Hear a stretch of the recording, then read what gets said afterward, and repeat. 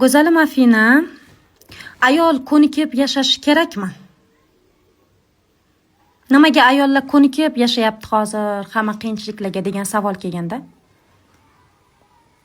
Ko'nikib.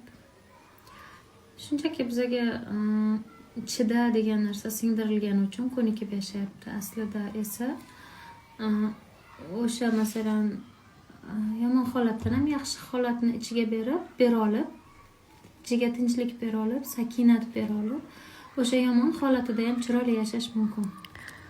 Agar u yomon holatda, qiynalib turgan holatda bilmasachi, sakinatni topishdi. Unda nima qilish kerak? Shunchaki Allohga murojaat qilish kerak.